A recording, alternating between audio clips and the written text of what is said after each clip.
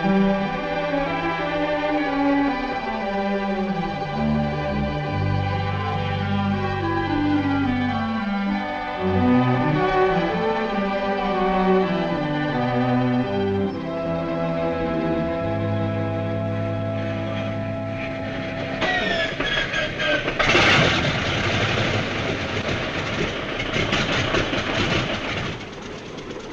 name, please? William Easter. Mr. William Easter. Right. Your passport, please. Do I have to go through this rigmarole every time? Regulations, sir. Beastly nuisance, I call it.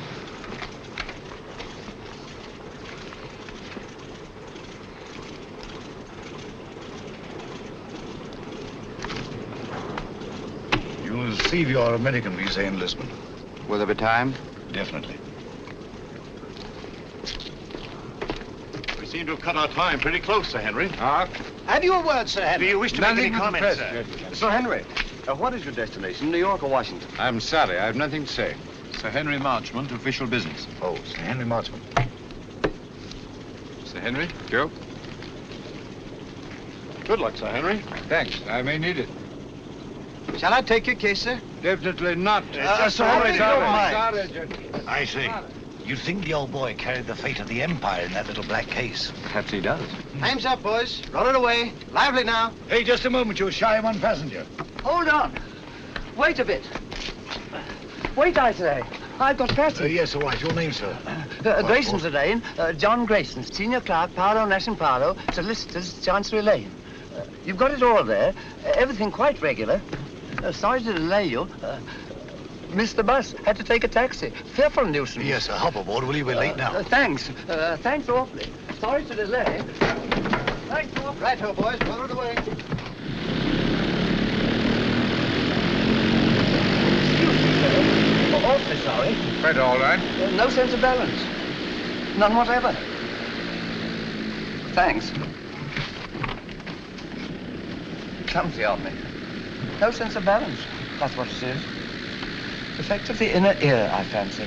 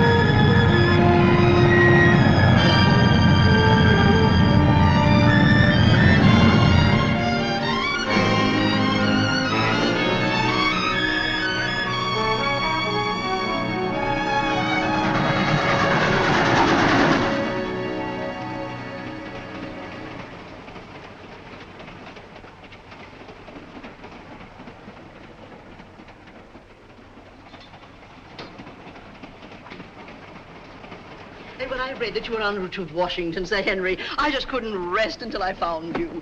Now, do you know, when can you dine with us? Very kind, Mrs. Jellison. I'll put you first on my unofficial list. Oh, I have a much better idea. You must let me put you up during your stay. Thanks very much, Washington but- is so crowded. I'll put you in the blue room. Come in.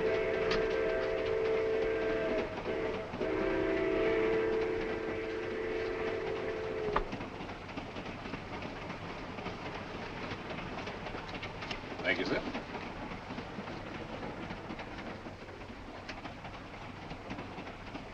But if Sir Henry isn't the one, who is?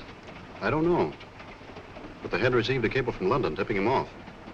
It's up to us to find the real British agent before this train reaches Washington. Yeah. Whoever's got the document will be protected there. If Sir Henry isn't carrying it,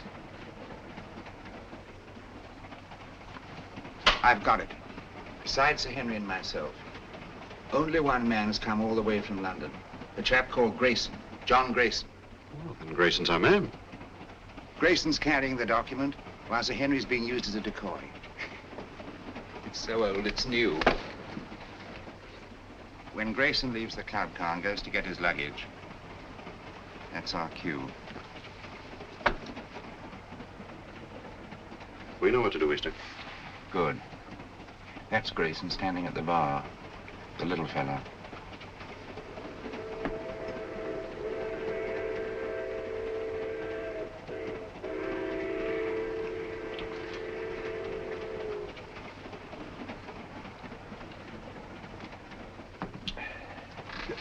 Excuse me, sir. Don't give it a thought, brother. I'm in politics. I'm used to hard knocks. I'm Henry Babcock, Senator Babcock. How do you do? John Grayson. Sit down, Grayson. Have a glass of grape juice from my home state. Used to know a man named Grayson. Mighty fine man. He was murdered. 2 grapes, George. On the fire, sir. This book has got me all confused. I do wish you'd set me straight on the international situation. Rather large order, I'm afraid. Oh, you're so right, Sir Henry. One must take the broader view, I always say.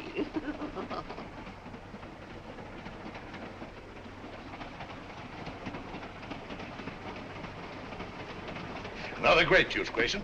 You can't have too many vitamins, I always say. Thanks, Senator. But if you don't mind, I'll have a whiskey and soda. Why, sure. George, bring him over, will you? Yes, Let's sir. get a chair. I was built for comfort.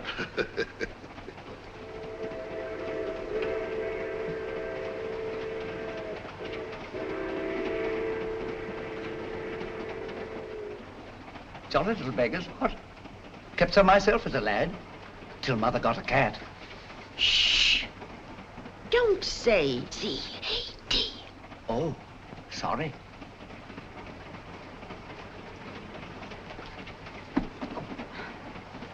Permit me, ma'am. Oh, thank you. Very kind, I'm sure.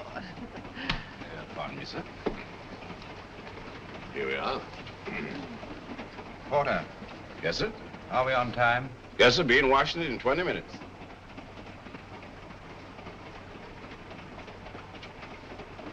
By the way, Grayson, what's your line? Line? Yeah, what business you in? What's your racket? Oh, I represent a London legal firm, Paolo, Nash & Paolo. Paolo. I used to know a man named Paolo. No, it was Marlowe. Couldn't have been the same fella. No, I suppose not. I've been making the tour of my state, getting the opinions of the home folks, taking a lot of their ideas back to Washington. I'd like to hear more of your activities, Senator.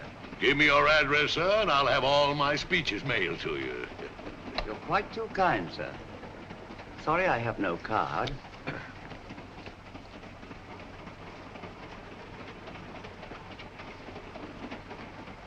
Oh, Porter. Yes, miss? Permit me.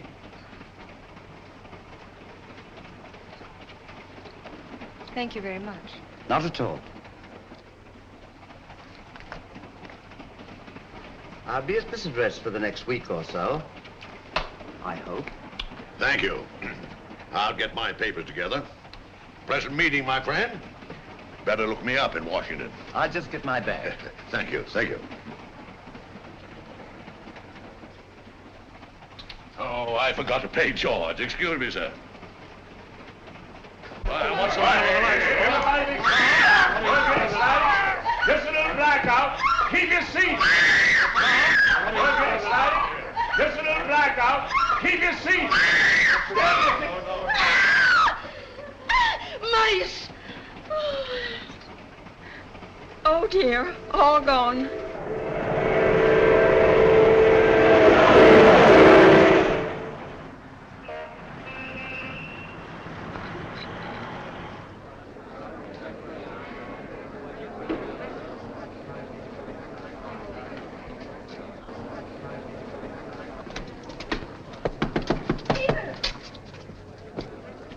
Peter. Nancy, darling. I didn't dream you'd be able to Good meet boy, me. George. I got leave. Oh, darling, that's wonderful. Just 3 days. Oh, that's awful. We haven't a second to lose. First thing I did As I was saying, Sir Henry. was get this. Oh, honey. This finger. Well, I haven't had much experience. Look, day after tomorrow, your aunt's giving us a reception. Until then, you and I are going to be a couple of busy people.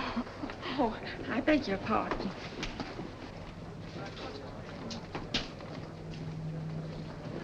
Goodbye. Who's your boyfriend? You needn't worry. He just lit a cigarette for me.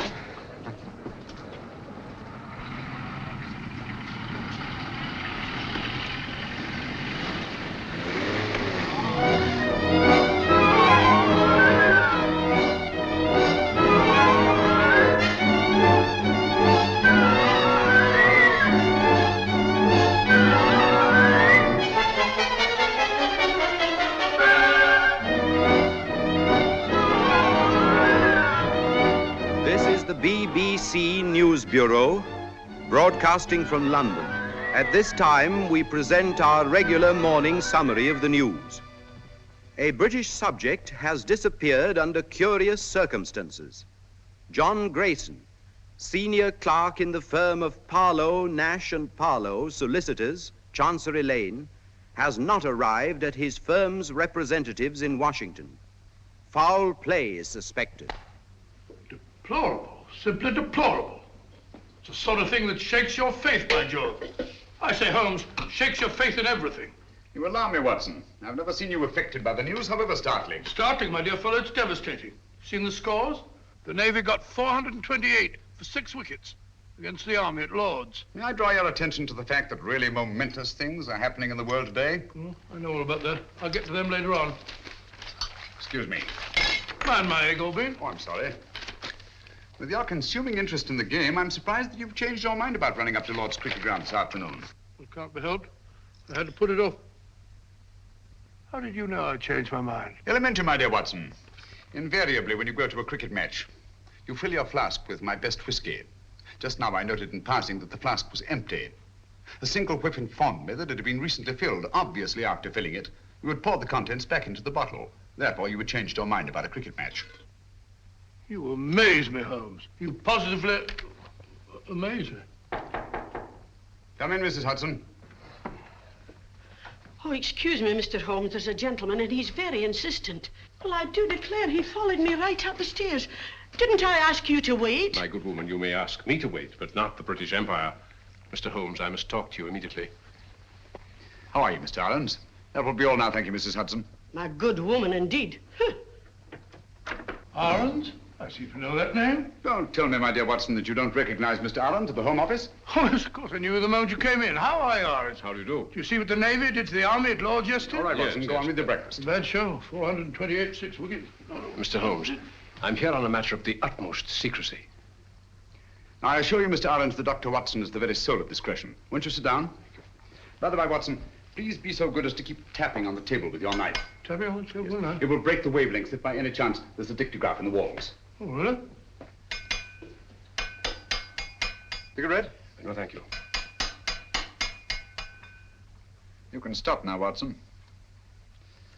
Well, Mr. Arons, I take it you've called on me in connection with the kidnapping of John Grayson in America last night.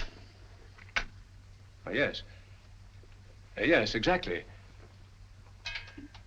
Grayson was carrying a document of a very confidential nature. Indeed. Its contents are of such great international importance that I am not at liberty to reveal them. But if that document falls into the hands of the enemy, I can only say it will be absolutely disastrous for this government and our allies. For that reason, we did not wish to transport it to Washington in the usual way. So a regular King's messenger, Sir Henry Marchmont, was dispatched. Not carrying the document, of course. That's right. Sir Henry was a sort of... sort of red herring, shall we say? Precisely. Mm-hmm. The document was actually entrusted to a reliable but insignificant man in our Secret Service. On his arrival in Washington, he was to make himself known to Sir Henry and deliver the document. Now, not even Sir Henry knew that this man, Pettibone, who traveled under the name of John Grayson, was the real messenger. Pettibone? Yes. Alfred Pettibone? Yes. Good man. None better. I've worked with him often. I hope you may be able to work with him again. But he's completely disappeared. He's vanished, gone, without leaving a trace. I can see the possibility of serious ramifications in his disappearance. Exactly. So far, we've been able to keep the knowledge of our loss from both the American and British public. Holmes, you must retrieve that document before it can be used against us. Of course, the Washington police have been notified of Grayson's disappearance, but even they don't know that he was carrying the document. Now, that's about all the detail I'm at liberty to give you. Well, if they've got Grayson, that is Pettibone, they must have got the papers. Not necessarily, Watson. It doesn't follow because they've got the man, they've got the document. What form was this document in? It was typed on 2 sheets of legal paper. 2 sheets? That's too bulky to swallow. And dry, Watson. Fearfully dry. Especially legal papers. Well, whatever shape the document was in, I trust Pettibone to get rid of it before anyone could lay hands on him. The document must be found before it falls into the hands of our enemies. I'm here on behalf of His Majesty's government to urge you to find it. That means going to Washington, of course. With all possible speed. A bomber is waiting for you at Croydon. Goodbye, Dr. Watson. Goodbye, sir. Goodbye, Adams. Goodbye, Holmes. Good luck. Thanks very much. We're relying on you. Well, Watson, we're off to Washington at once. America? I say, that's exciting. I've never seen a game of baseball. Let's go and start packing at present day. First, I'd like to take a look at the home of Alfred Pettibone. Come on, Watson.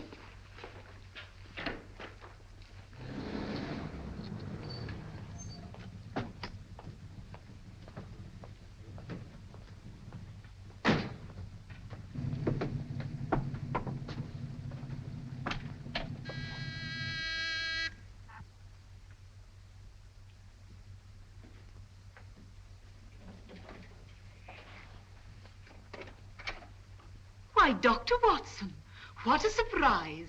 And Mr. Holmes, won't you come in? Thank you. I'm frightfully sorry, but you won't find my son in. He's gone to Washington, some business or other. Poor fellow, I'm afraid that he'll never get used to the climate over there. Would you mind if we looked over your son's room? Why, of course. It's upstairs. Thank you. Some friends told me it's very, very muggy, very sticky. So I had a letter from Philadelphia the other day. You'll find his room in a dreadful pickle, Mr. Holmes.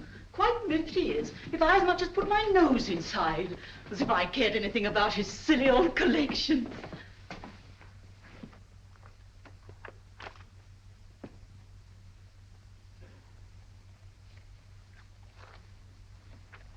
This sort of Pettibone seems a curious sort of fellow. Sort of collector of collections. Postage stamps, military buttons, butterfly, bugs, snapshots, all sorts of rubbish. Yes, I shall write a monograph someday on the noxious habit of accumulating useless trivia.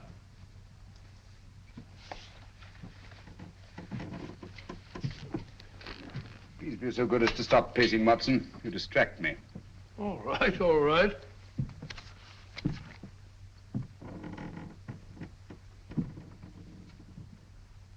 Unless I'm greatly mistaken, our friend Pettibone did not carry 2 pages of legal paper when he left this room. I wouldn't be too sure, Holmes. Ashes are deceptive, you know. On the contrary, my dear Watson, the rag used in our official documents leaves an ash that is unmistakable. Oh, do stop pacing. I'm not pacing. I've moved an inch. I'm sorry, old fellow. My error.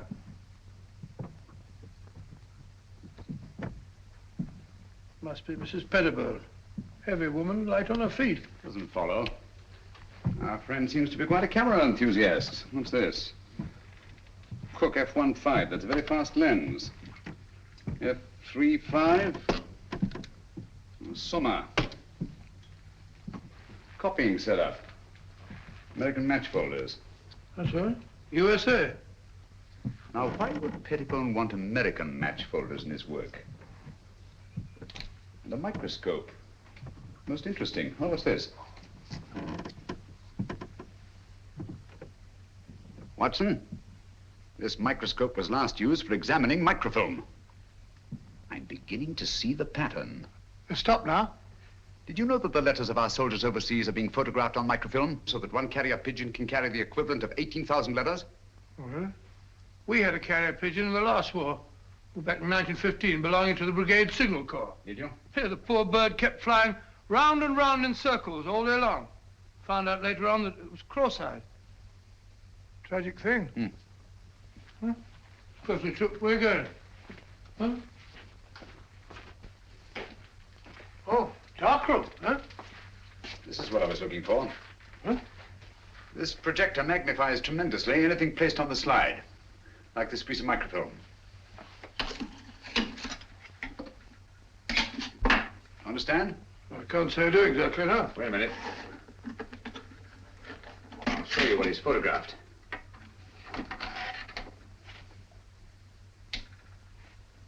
Oh, it's a match folder. What do you want to photograph that for? Probably to line up his equipment before he photographed the document. We've got it, Watson. Over? Yes. Come along. Oh, it's all as clear as mud to me. Just as I thought. This document has been reduced to microfilm to make its concealment possible. Alfred Pettibone is a most ingenious fellow. A bulky document is obviously difficult to conceal. But 2 pages of estate paper, photographed on microfilm, would be reduced to a size no larger than a halfpenny stamp. Slitting a match folder with this razor blade, Pettibone placed the now minute document inside, stuck it together again, and there he had it. An American match folder, rare in London, but completely inconspicuous in the United States. Do you mean to say we're off to America just to look for a match folder? It's a big country. A big country, Watson. And a small match folder. Come along.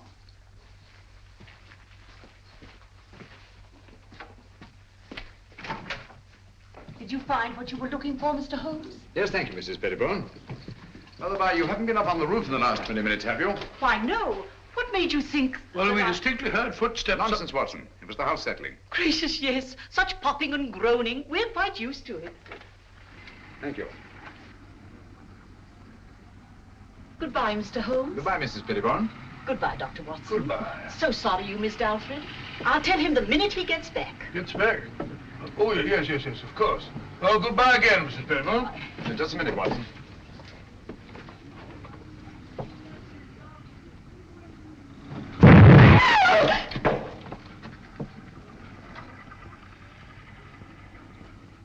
That was no accident, I assure you, Watson. Well, aren't you going to find out who did it? Time's too precious now. But at least I know they've learned of my entry into the case. They? Who are they? The same group that took Alfred Pettibone off the train on his way to Washington. A group that will stop at nothing to get their hands on the document he carried.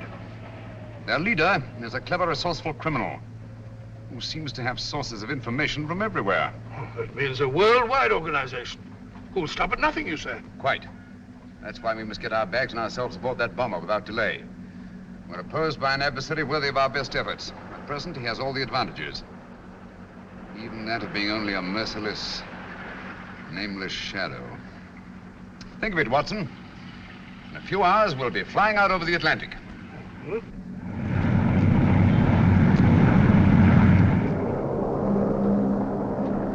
We're flying over New York, sir.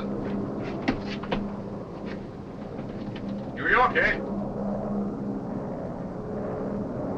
Yes, sir. We've been cleared by radio. Non-stop, Washington.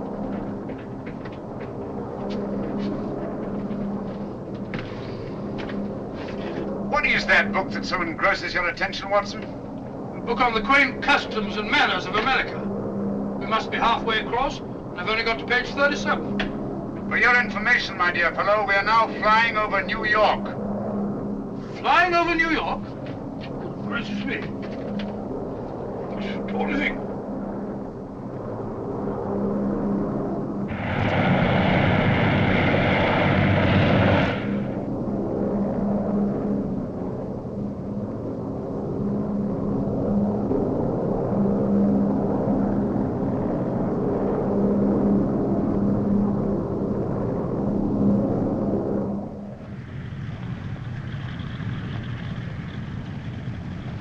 Embassy car, Mr. Holmes. You're being very helpful, Mr. Lang. Detective Lieutenant Grogan of the Washington Police.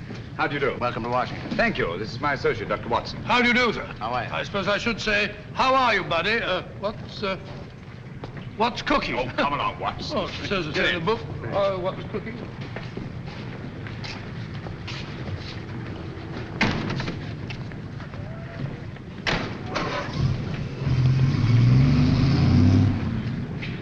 Grogan had charge of investigating the Grayson case for the Washington police. Any new developments, Grogan? None, Mr. Holmes. We're glad to let you have our complete file. And, of course, we'll cooperate in every way. Thank you. I shall appreciate your help. Especially as I'm unfamiliar with your country. Oh, yes, of course. This is your first visit. Oh, there's the Lincoln Memorial.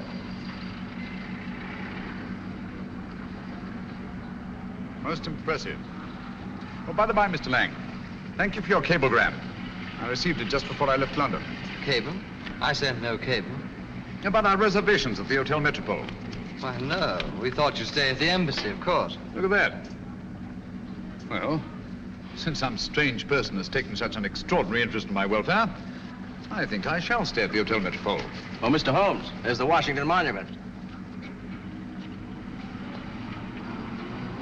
There's the Capitol, Mr. Holmes.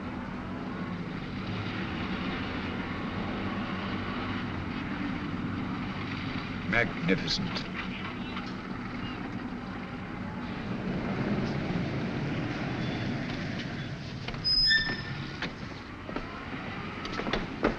We're expecting you, Mr. Holmes. Thank you. I questioned everybody known to have been in that club car, as a matter of course. Sir Henry Marchmont confirms that Grayson had contact only with the people on this list. Now, he had a drink with Senator Babcock, and he chatted with a Miss Pringle about some mice she had in a cage, and he picked up a book dropped by Mrs. Jellison. Not very much to go on. How many of these people have been attacked already? I've heard about your deductions, Mr. Holmes. Well, Senator Babcock was held up on his way from the station, with nothing taken. And Mrs. Jellison's home was ransacked that night. And she found the book that she carried from the train literally torn to bits. That's right. Miss Pringle?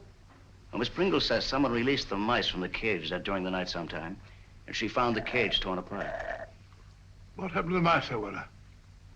An intriguing line of thought, Watson, but not essential to the case. Mm-hmm. Apparently, Grogan, they're still looking for the document.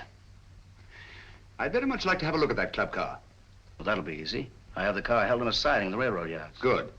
But we've searched the car thoroughly, Mr. Holmes. We couldn't find a thing. Well...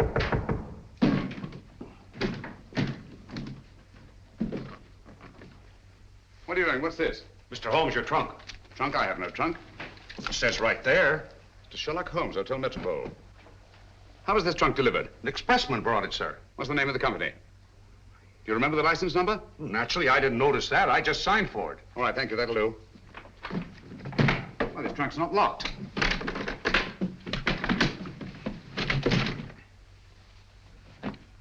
Great Scott. Poor chap. You recognize him, Mr. Holmes? Yes. Who was he? The man we're looking for, John Grayson. His real name is Alfred Pettibone. British Secret Service. Why should they send the body here? Obviously to frighten us. Or to tell us they know that Sherlock Holmes is on the case. Gentlemen, they knew we were on the case as early as their attempt on our lives in London. They're much too intelligent to believe that a corpse would frighten a trained detective. No, I rather think they intend this as a message. And they wanted to be sure that I'd be here at the Hotel Metropole to receive it. Message? What do you mean? They want us to believe that they found the document, and therefore have no further use for Grayson. Well, if that's true, then we're done for. I'm not so sure that it is true, Watson. If they have the document, why are they wasting time sending me this? No, it's an attempt to throw me off the track. Grogan, you've a police laboratory, of course. Certainly. I'll see what I can find out about the body. Yes, whatever marks it reveals. And the trunk. A microscopic examination. Everything about it. The lining, the blanket in which the body is wrapped, everything. Let nothing escape. We have the best police laboratories in the world, Mr. Holmes. I beg your pardon, Lieutenant Grogan. You see, I'm so accustomed to working quite alone at my lodgings in Baker Street that I sometimes forget the more modern scientific methods so particularly effective here in America. Well, if there's anything there, they'll find it, Mr. Holmes. While you're doing that, I'll take a look at the club car. Coming, Watson? Here we are, Mr. Holmes. I have the porter, as you asked, and the railroad company sent Mr. Moore to unlock for us. Delighted. How do you do? Very good. Let's go in. This way, gentlemen. Well, it looks as if the police have made a thorough search. Whoever did it, it wasn't the police. There have been visitors here. Since our friend Grogan. My goodness, look at our car. Talk about a blitz. I say, Holmes, if Grayson hid anything in this car, it certainly isn't here now. Not necessarily, Watson. If you'll help me put this place in some kind of order. Yes, sir, boss. This would go about here, I imagine. That's it, boss. Yes, and, yes. Wait a minute. Oh, yeah, that's certainly more like it. Yes, sir. Thank you. That'll be all. Watson, will you be Mr. Grayson for the moment? Grayson? Huh, if you want me to, old man. What do you want me to do? You're having a drink at the bar. Oh, drink? Oh, that's not a bad idea. Drink at the bar. Bring me a whiskey and soda, will you, Stewart? Stewart? Sorry, Dr. Watson, but the bar's closed. Oh, says the bar's closed. According to Grogan's reconstruction of the scene, let me see. Yes. Grayson pauses at the bar while Senator Babcock moves across and sits down here. Do you mind being Senator Babcock for the moment, Watson? Oh, going up in the world. Sit down, please. Now, Miss Pringle is seated there. Over there, Watson. Hmm?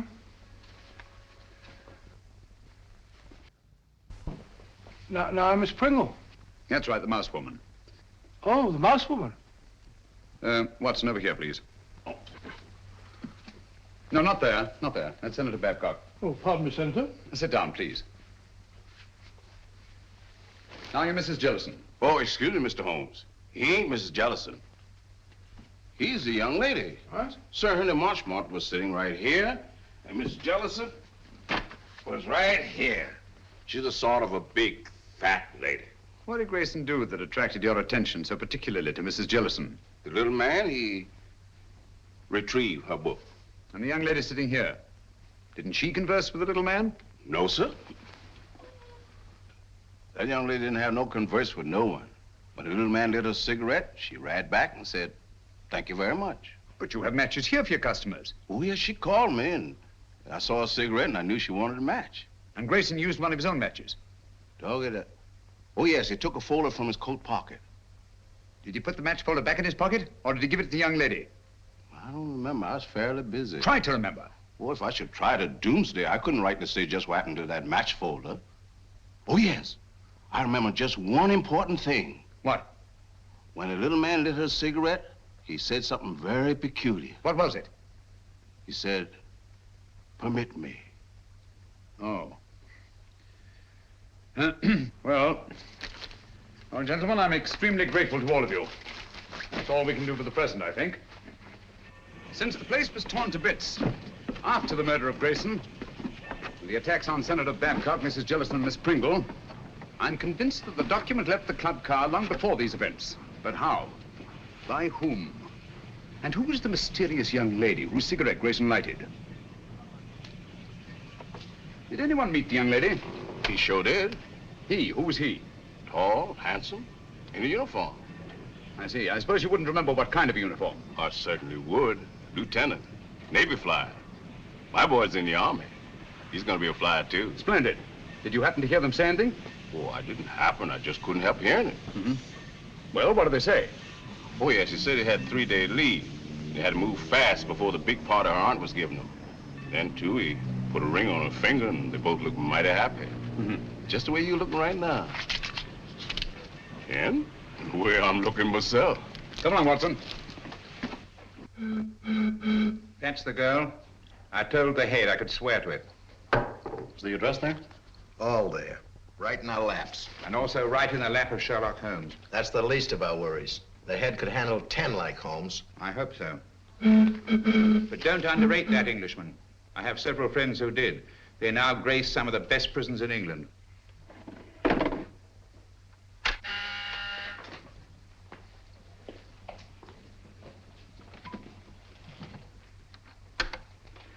Yes, sir? I talked to the catering company. It's quite all right.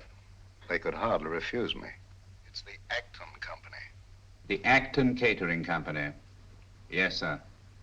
I know what to do.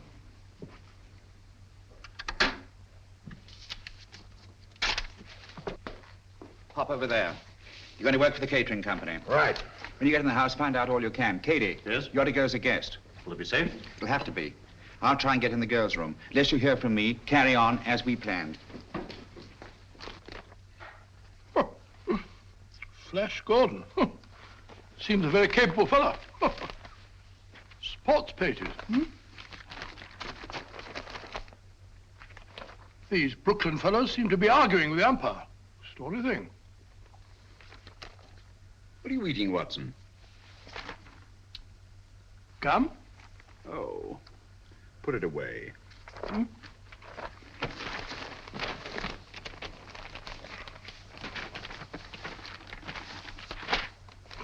I've never seen you take an interest in the society columns before.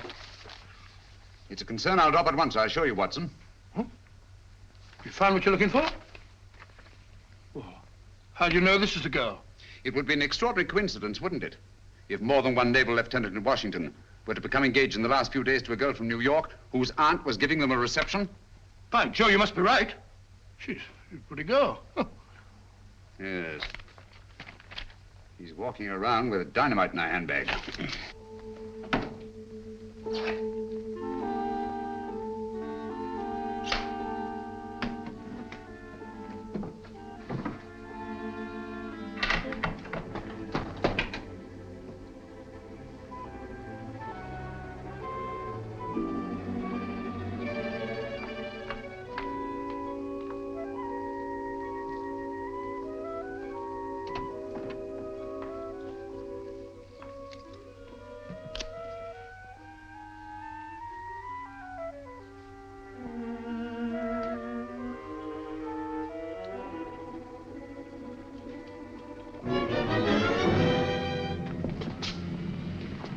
625 Wardlaw Place.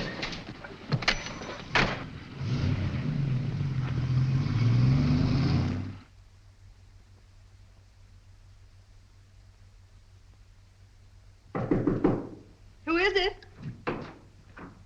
Me, Pete. You can't come up here. I did, though. One get you two. That party's gonna be awfully dull after this. Let's not go. Let's go away and get married. You've only got one more day. That's an idea. No, we can't do that to Andy. I'll tell you. Let's sneak a look at the new apartment. It was awful sweet of Auntie to give us the whole floor of this house for our apartment. The least we can do is let her have the fun of showing it to us. Okay. Let's face the party. I'll get my bag.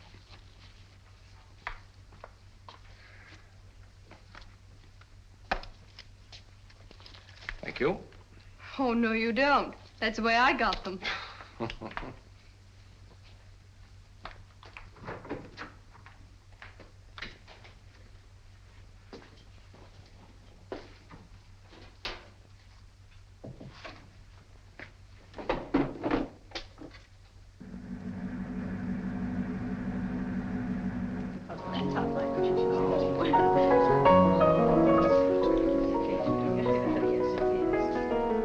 How do you do? So glad you could come. This is Mrs. Oh, dear, what is your name? Ruxton. Of course, I know it as well as my own. And this is Mrs. Vale. How do you do? Isn't it? Quite. Oh, of course. Any luck? Not yet. That must be Lieutenant Merriam with Miss Partridge over there. Certainly glad to hear the news, Pete. Congratulations. Well, thank you, Major. Thank you. You're a lucky guy, Pete. I'll see you later. 3rd floor, 1st door. Right. I'll wait there. You bring him up. Thank you, sir. A toast to the happy couple. A toast. Very good. Happy landing. May I have one of those? Certainly. Me too. Thank you. How'd you have? I know what I'm doing. Lieutenant Merriam? Telephone, sir. Navy Department calling. Oh, yes. Be right back. Lead on, McDuff. This way, sir. Matches. Match me, darling. Dig them up. Thank you. Oh, Pete, hold it. You can keep them, Major. Oh, thank you.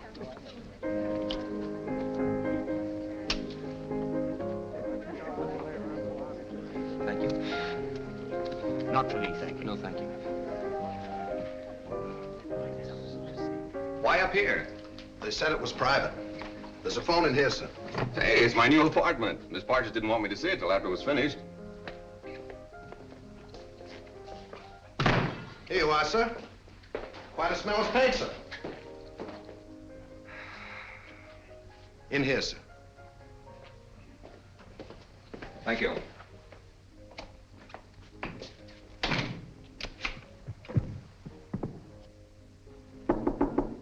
Okay, now.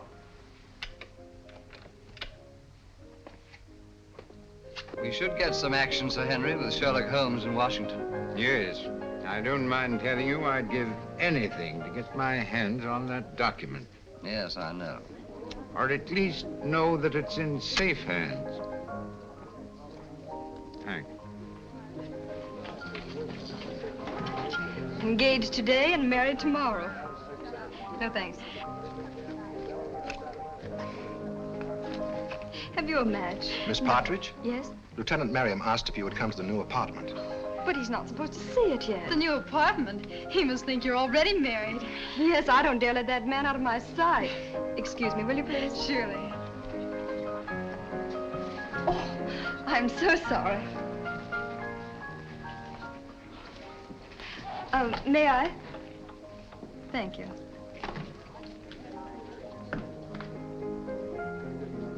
This way, please. Oh, I know the way, thank you.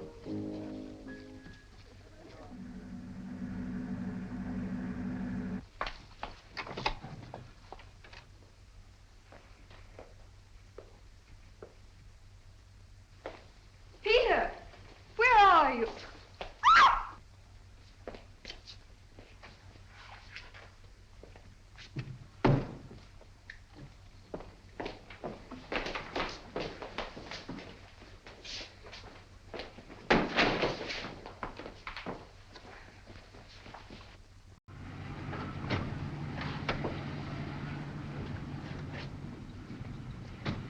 Well, here we are, Grogan. Good connection. We'd better go into the party.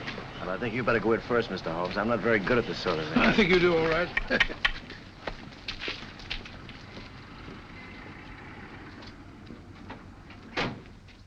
The only possible explanation. Mrs. Partridge, forgive my intruding, but is your niece the kind of girl who would just disappear in this manner of her own free will? Well, ordinarily, of course not. But the girl's in love. In love? Well, of course, if they're in love, that's... Even so, they'd naturally tell you of their destination. Really, I've no idea. Oh, but they'll be back here again tomorrow. You see, I prepared an apartment for them. An entire floor in this house. By the by, Mrs. Partridge, I gather the rug you ordered for the apartment was not entirely satisfactory. Oh, those tiresome workmen. I told them not to come in here this afternoon, but they did. And walked out with the rug, which they no doubt informed you had been sent by mistake and would be replaced tomorrow. Yes, but however did you know that? Show me the apartment. Yes, there were two rugs there. One for the living room and one for the dining room. All your workmen wear rubber-soled shoes, do they not? Oh, but yes, always. Their company requires them to. Nevertheless, there have been leather heels on this floor. And a woman's heels. Very recently, I should say. Not yours, Mrs. Partridge. But recently enough, so that no dust has had time to settle in the imprints. Stay over there, please.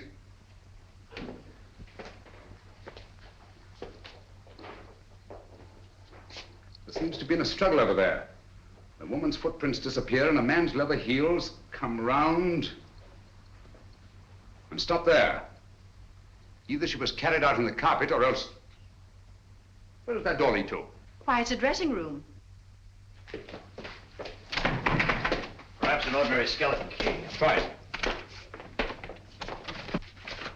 Watson, this is a matter for you, I'm afraid. Excuse me. Who is he? Is it Miriam? Peter! Take it easy, Mrs. Partridge. Let the doctor examine him. How is he, Watson? Nasty crack of the head. Nothing serious, thank heavens. Is there somewhere where you can lie down? Of course. Poor Peter. Take him to my room. Yes, son, put your arm around my neck. That's the old chap. Mr. Holmes, you must find Nancy. Quite. Poor Peter.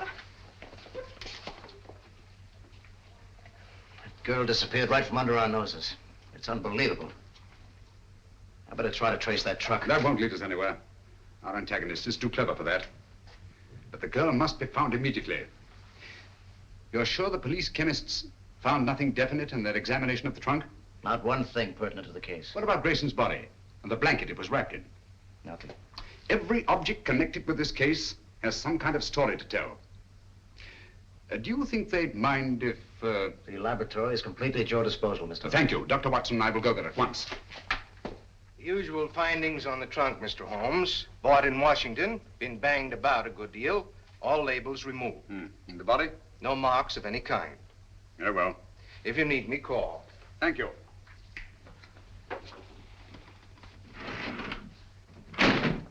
Watson, please. Just tidying up a bit. This blanket is beginning to tell me many things. Really? You don't say so. It only remains to translate them properly. Yes. And just as I thought. This blanket has had a most varied history. It's been on many a sea voyage. The latest not 6 months ago. Since then, it has been used to wrap a multiplicity of objects. Carvings of teak wood, candle snuffers made of pewter,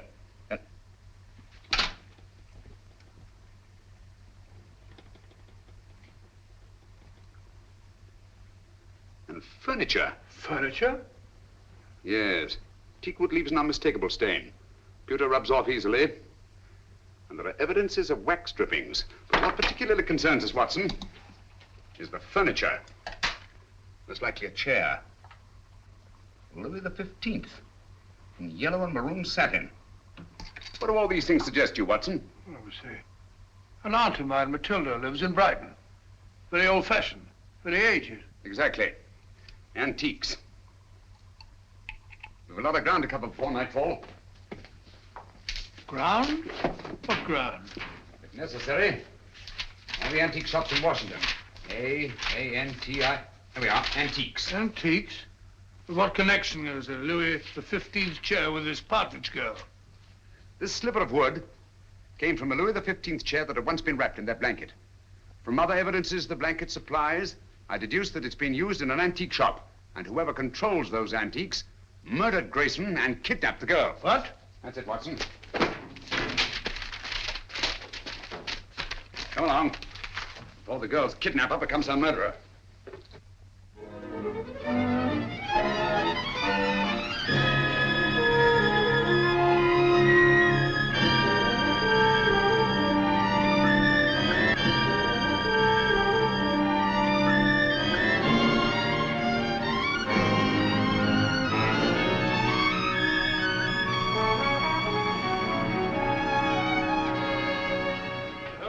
Fed up with all this shopping for antiques.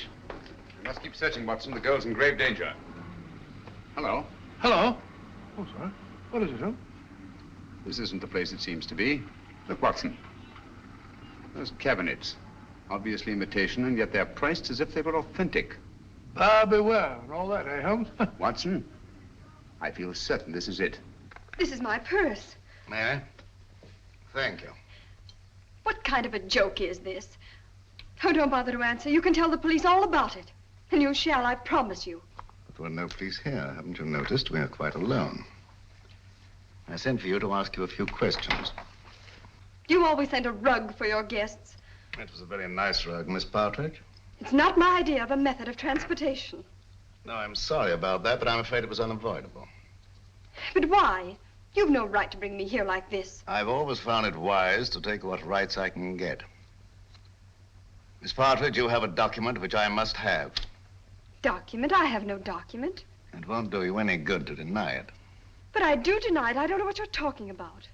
You'll remain a prisoner until you produce it. How can I produce it when I haven't got it? But you have. It was observed that on the train you had contact with a little British agent named Grayson. He gave you something. Where is it? But I hardly even noticed the man. I wouldn't even have remembered him if I hadn't seen his picture in the paper. He disappeared or something. He's dead, Miss Partridge. Oh. Now will you tell me what I want to know? But I can't. You won't? I can't, I tell you. Let me out of here. He gave me nothing. That's strange, because I know he spoke to you. There's something very curious about that door up there. To open it, you'll have to know the combination. I tell you, I spoke to no one on that train. Now, didn't the little man try to be attentive to you? Oh, he may have offered the usual courtesies. I don't even remember. I see. I'm sorry. Aren't you spoke one of the years? Thank you. And you're quite sure he said nothing at all to you? Of course I'm sure. Permit me.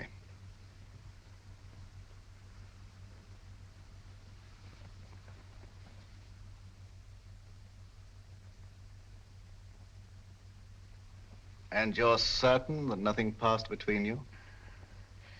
I'm certain. Mr. Howe, please. I must ask you to trust me with your bag a little longer. I have an eccentric interest in the linings of purses. It's a foible. Ah, you know Mr. Howe, I believe. Mr. Howe is a gentleman of unusual accomplishments. Under his influence, I've known people talk fluently who never talked before. But I don't know anything, I tell you. Nothing. Nothing, I swear it. I don't know anything.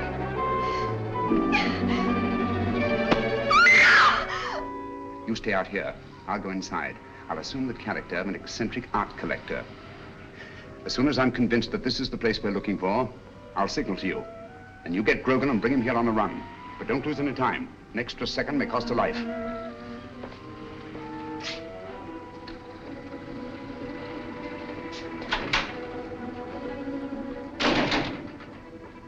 No, madam, I don't know who she is. But notice the modeling. It has good symmetry, good lines. Oh, I'll be right with you, sir. No, thank you. I'll just take a look around.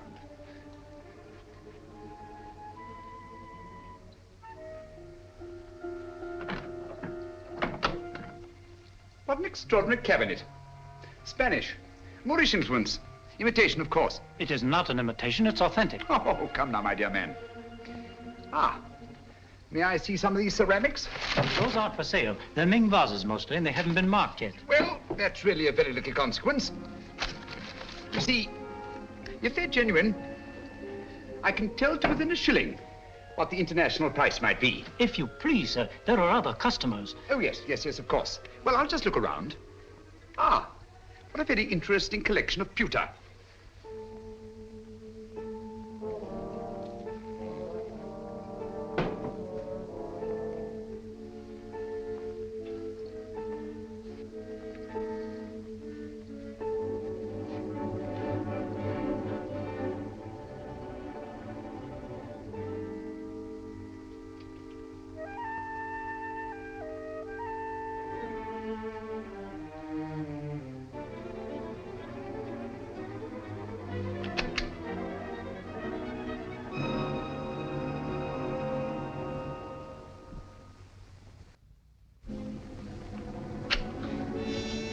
That'll be $500. Now, would you just give me the address where you want it sent? Yes, Mrs. J. Wellington, Jr. DuPont Circle.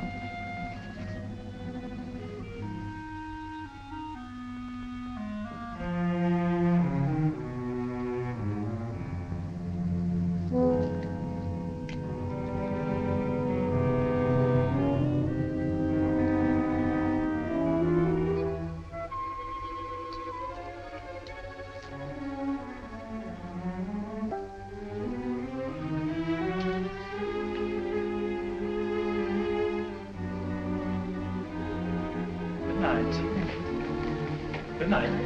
I'll have it sent out in the morning. Oh, dear. I'm most terribly sorry. You've broken one of our best pieces, sir. Ming Dynasty. Tang Dynasty, not Ming. Definitely not Ming. It is my business to know, sir. The pottery is Ming and worth $2,300. As we're closing for the evening, I must ask you to settle at once. Oh, nonsense, my good man. Tang pottery is worth $600 at best. Just a moment, please. Yes, of course. Hello? What's going on up there? A customer dropped a valuable piece of pottery. I'll finish with him immediately. How can you say that it's Ming? 2,300 fiddlesticks. You ask $2,300 for something that's worth no more than $600. I demand to see the proprietor. Now, wait there a are minute, bureaus for please. the protection of innocent customers. Show me to the owner of this establishment, or I'll turn the entire affair over to my legal representative. Ming, indeed. Just a What minute. chicanery, what skullduggery. I mean to put an end to it this very night. Ming for Tang, indeed. And I won't be put off. Call the proprietor immediately. Very well. Just a minute. Yes? This man's mad. An eccentric collector. I can't get rid of him. Insists on seeing you in person. All right, stall him for half a minute, then send him into my office. I'll get rid of him, and quickly. Oh, how? No screams till the customer's gone.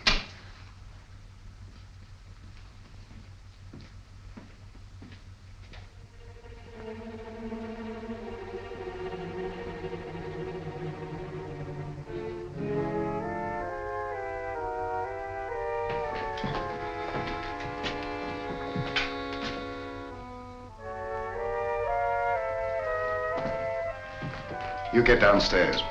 Yes, sir.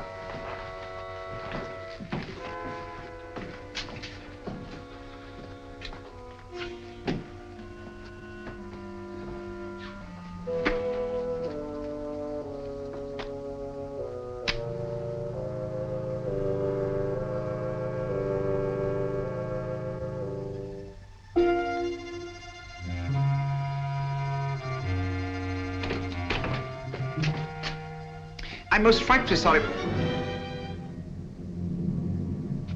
I'm most frightfully sorry about the vows, but really, sir, your clerk is guilty of attempting the most obvious fraud. You see, he tried to convince me that I'd broken a Ming pottery when anyone could see that it belonged to the Tang era. Its value is no more than $600. All right, you pay him the $600. We'll call the matter settled. Oh, thank you very much, sir. Thank you. I'll send you my check in the morning. I see you know the London value of these pieces.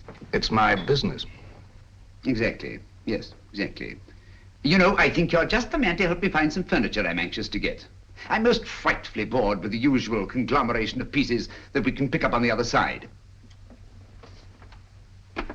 What do you really want, Mr. Sherlock Holmes? Herr Heinrich Henkel, or as you now call yourself, Mr. Richard Stanley. In 1914, secret agent of the German Kaiser. Since then, head of the most insidious international spy ring that ever existed. You're wrong. A case of mistaken identity. I've been a respected member of this community for a great many years. I deal in antiques because of their rarity and beauty. Merely a device to cover up your real business of transporting secret information to the enemies of this country. Very interesting, but just a figment of your imagination. I'm a very busy man, Mr. Sherlock Holmes. Where is Nancy Partridge? You're not looking for that girl. You're looking for a certain document. Oh, dear me, no. The document's perfectly safe. You see, the man who has it doesn't know he has it. That's a very pretty tale, but quite untrue. The only man who had any contact with Grayson on the train was Senator Babcock. The senator doesn't have the document. We took the trouble to find out.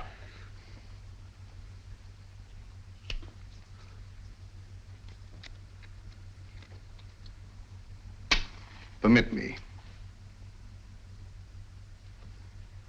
Thank you. Perhaps you've been misled by the common notion regarding the shape and bulk of state papers. They might easily have been reduced to a convenient size, you know. Say, a document no larger than a postage stamp. Postage stamp, huh? That's a very interesting theory, but not supported by the facts. And quite beside the point. Where's the girl? She's not here, of course, but you're quite at liberty to look round if you care to. Thank you. I shall do so.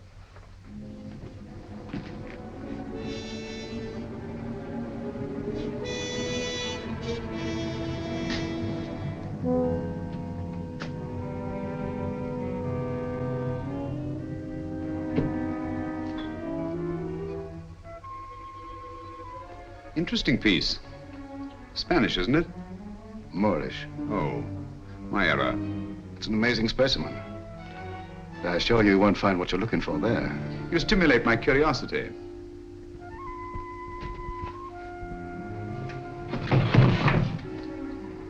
This might be interesting.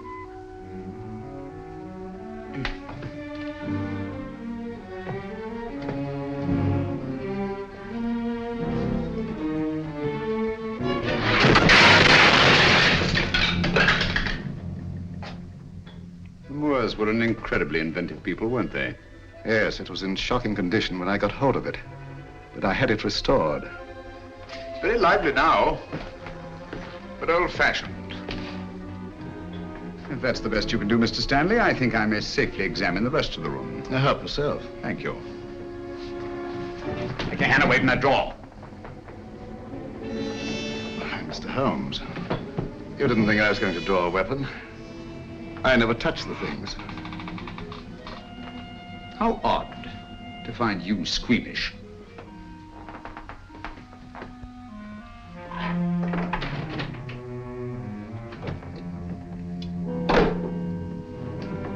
That connects only with the shop. You're very quick to say so. And yet a short while ago, I saw two other men in this room. And they didn't go back into the shop, so there must be another exit. And perhaps another room. Yes, Mr. Stanley, what is it? Bring Miss Partridge here at once. Excellent, Holmes. I see your voice hasn't lost its flexibility. My hand hasn't lost its cunning either.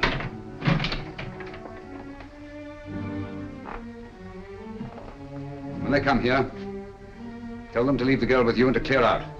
You think I'll do that? Yes, you will. You're playing with lives now, Stanley. Not just the girls. Thousands, millions perhaps. And we don't intend to let one man have that much power. Not now, nor at any time in the future. I'd prefer you alive to face the retribution that's coming to you. But if I have to do it,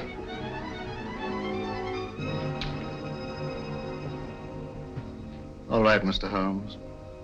I suppose we must all meet our match sooner or later.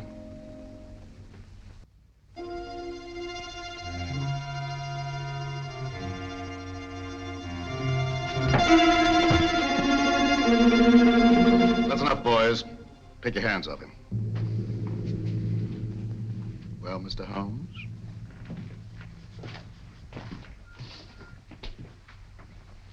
Tell the clerk to go home and see the front door's locked. Well, Mr. Stanley? It's the last trick that counts, eh, Holmes?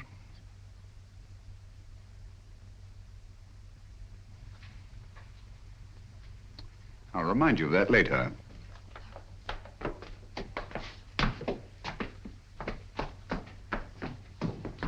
Miss Partridge, allow me to present Mr. Sherlock Holmes, the world-famous detective. He's come to rescue you. I don't believe you. Oddly enough, he's telling the truth. My name is Sherlock Holmes, and I did come here to help you. But I seem rather to have missed it. I'm sorry. I'm afraid you've had a bad time. Oh, that doesn't matter. It's Peter. They say they'll do something to him if I don't tell them. They say they've got him. Cheer up. He's quite safe. A tough customer like Peter isn't disabled very long by a clout on the head. He's all right. All okay, Mr. Stanley. Look here, Stanley. This girl knows nothing. I promise she won't even identify you. Well, unfortunately, she knows enough to hang us. So do you. I'm surprised at you walking into a trap like this, but you see the position I'm in and what has to be done. Katie, how?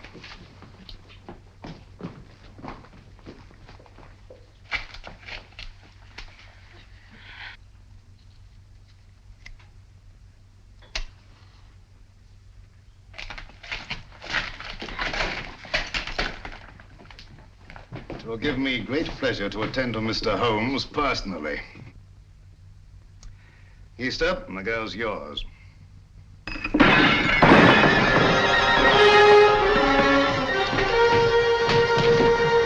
It's the police! Open up, that's the police.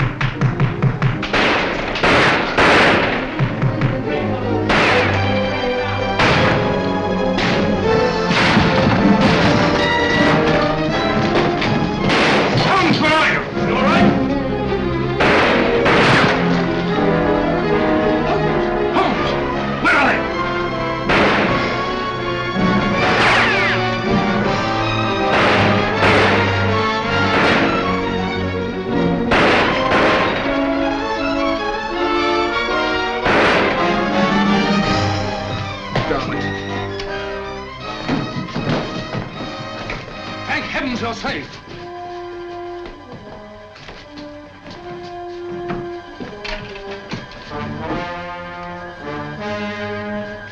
Quick! Stanley's escaped.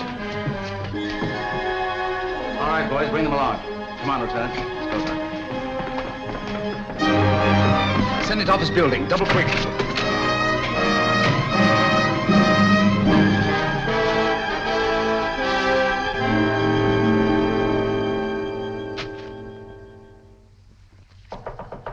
Come in. I'm glad you're safe, Senator. Safe? No man is safe. Look at the way my constituents snipe at me.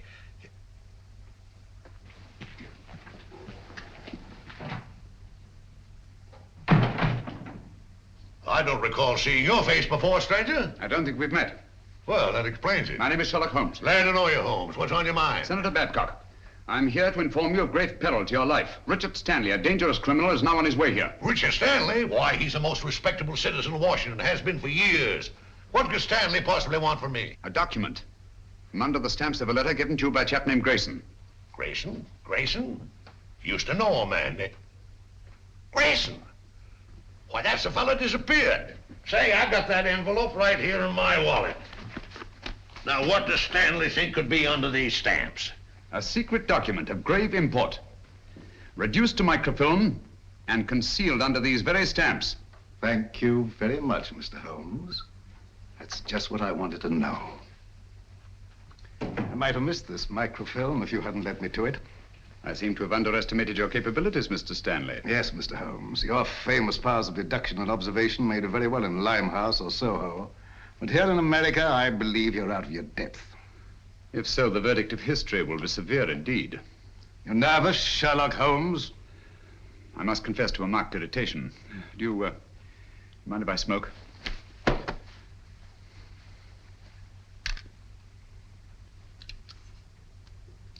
Thank you. The whole course of the world might be changed by your acquisition of the microfilm. Oh, it will be, and for the better. Have you a match? You can keep those. Thank you. And now, if you'll pardon me, Mr. Holmes. Why don't you do something, Holmes, if that thing's so all-fired important? The English senator. Cricket, old boy, always cool in the crisis. The last trick, eh, Holmes? Yes, the last trick. Say, you're a smart fellow, Holmes. Here's the microfilm, Holmes. Thank you, Senator.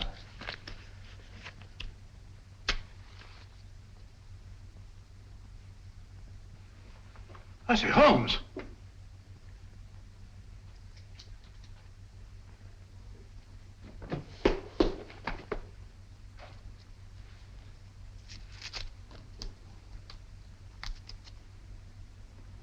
This is the microfilm with the document on it. It'll be in the proper hands within the hour.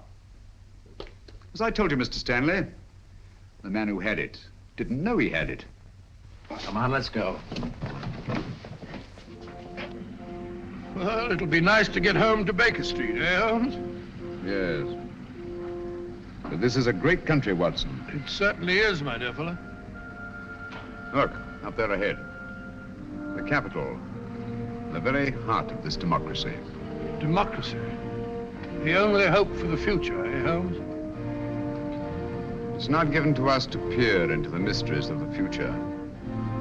But in the days to come, the British and American people will, for their own safety and for the good of all, walk together in majesty, in justice, and in peace. That's magnificent. I quite agree with you.